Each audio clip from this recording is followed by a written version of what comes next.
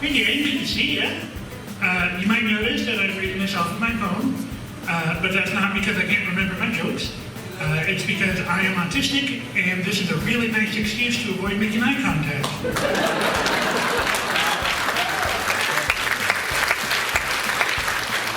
Actually, this helps overcome something called executive dysfunction, which I know sounds like Secret Service code for the president needs Viagra.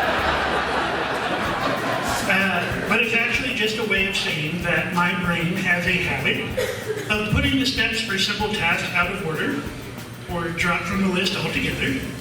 For example, if I wanted to turn the lights off right now, I would have to get off stage, walk over to the switch, and then flip it.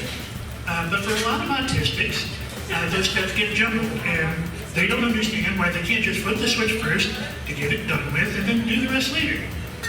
Which can make sex very difficult for us, but not impossible.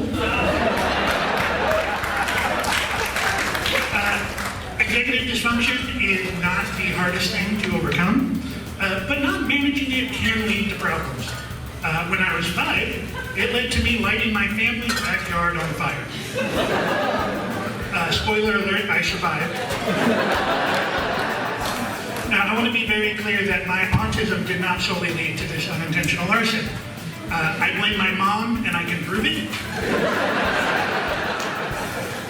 My older brother had been bragging about how Cub Scouts taught him how to make fire by rubbing 2 sticks together. And he was going to go do that by himself because I was just a little kid who couldn't do something like that. I may have been a little kid, but I was also clever and stubborn. Which is a bad combination if you tend to forget important steps for general tasks. So when I noticed that there was another stick and a freshly lit barbecue grill that my dad was letting heat up, I had discovered a way to make fire with just 1 stick. And I would prove my superiority to my uppity bullshit brother. Unfortunately, that executive dysfunction kept me from planning a way to get the fire out once I made it. And I was suddenly just holding a flaming stick. And I was a clever kid, so I knew the smartest thing to do with a flaming stick was to drop it.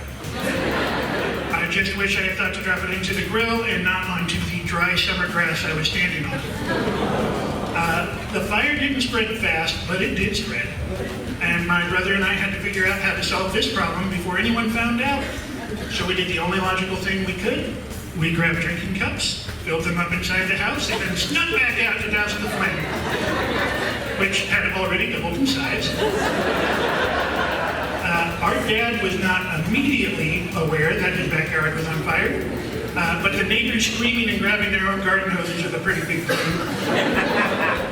Mr. Putoff was doing his best to put out the fire from the far side, from his yard, while Mr. Sestrick, who was much closer, was just frantically making sure his own yard was too wet to catch.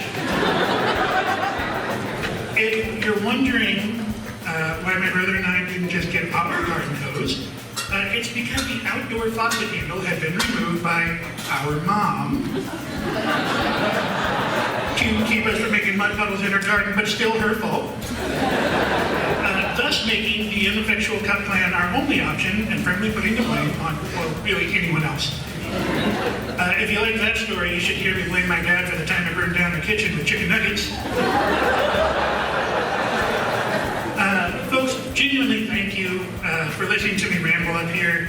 I hope you enjoyed it and learned something from me, but if you were confused or offended by anything I've said, you can absolutely blame it on my condition. That condition, of course, being a ginger.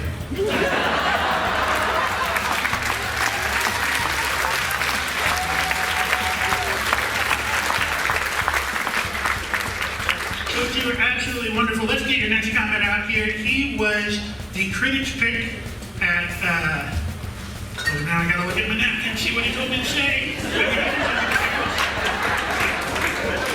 Time out, New York critics pick.